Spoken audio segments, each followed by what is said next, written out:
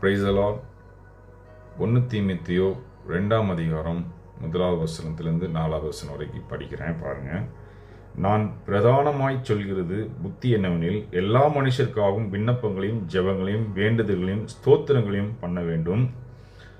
நாம் எல்லா பக்தியோடும் நல் அமைதியோடும் ஜீவம் பண்ணும்படி ராஜாக்களுக்காகவும் அதிகாரமுள்ளவர்களுக்காகவும் அப்படி செய்ய வேண்டும்.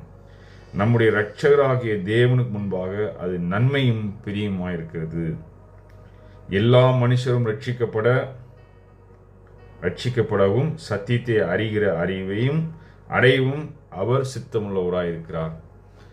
இன்னைக்கு எல்லா சபையும் தேசத்துக்காக திறப்பில் நிற்கிறதுனா அதிகாரங்களுக்காக இருக்கிறவங்களுக்காக நம்ம ஜெபம் பண்ணணும். முதலாவது நம்ம நாட்டினுடைய குடியரசுத் தலைவர் அம்மா அவருக்காக, துணை குடியரசுத் தலைவருக்காக நம்ம ஜெபம் பண்ணணும். அவங்களுடைய பாதுகாப்புக்காக, அவங்களுடைய ரட்சிப்புக்காக, அவங்களுடைய பலவீனத்துக்காக ஜெபம் பண்ணணும். பிரதமருக்காக ஜெபம் பண்ணணும். எம்பிகளுக்காக ஜெபம் பண்ணணும். எம்எல்ஏகளுக்காக ஜெபம் பண்ணணும். அப்புறம் சேர்மன், மேயர், கமிஷனர், போலீஸில் இருக்கிறவங்க, அதிகாரத்தில் இருக்கிறவங்க, டிஜிபிலேருந்து ஏடிஜிபி, கான்ஸ்டபிள்ஸ், அப்புறம் எஸ்பிஸ், டிஎஸ்பிஸ், இன்ஸ்பெக்டர்ஸ், எஸ்ஐஸ், இவங்களுக்காக ஜெபம் பண்ணணும். இவங்க எல்லாம் லஞ்சம் வாங்கக்கூடாதுன்னு சொல்லி ஜெபம் பண்ணணும். அதிகாரத்தில் இருக்கிறவங்க, கலெக்டர்ஸ், நிறைய பேர் இருக்காங்க, டீச்சர்ஸ், இப்படி சொல்லிட்டே நிறைய இருக்கு போகலாம். இவங்களுக்காக கிறிஸ்தவர்கள் அதிகமாக ஜெபம் பண்ணணும். இன்னைக்கு எல்லா சபையிலும் இந்த ஜெபம் நடக்கு. நிறைய சபை என்ன பண்ணுறாங்க, ஞாயிற்றுக்கிழமை ஒரு நாள் மட்டும் தான் திறக்கிறாங்க. இட நாட்களில் ஜெபமே இல்லை.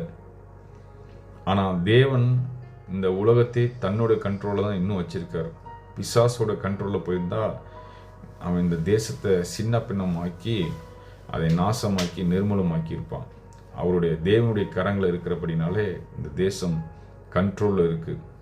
சிலருடைய பாவத்தின் மித்தமாக தேசம் அழிவை நோக்கி போய்கொண்டிருக்கு. அதனால் நம்ம ஜெபம் பண்ணும்போது ஆண்டவர் எல்லா மனுஷரும் ரட்சிக்கப்பட சித்தமாக இருக்கிறார். 4வது வசனம் சொல்லுது. நம்ம அதிகமாக ஜெபம் பண்ண ஆண்டவர் மனிதர்களை ரட்சிப்புக்குள்ள அதிகமாக நடத்தி கொண்டு வருவார். இது பிசாசு தடை பண்ண முடியாது. கர்த்தர் இந்த வார்த்தையை ஆசீர்வதிப்பீராக. இயேசு சீக்கிரம் வரப்போகிறாரு. ஆத்துமாக்களுக்காக அதை பண்ணுங்க, ஜெபம் பண்ணுங்க. இயேசுவின் அன்பை குறித்து அதிகமாய் போதிங்க. இயேசு சீக்கிரம் வரப்போகிறார்.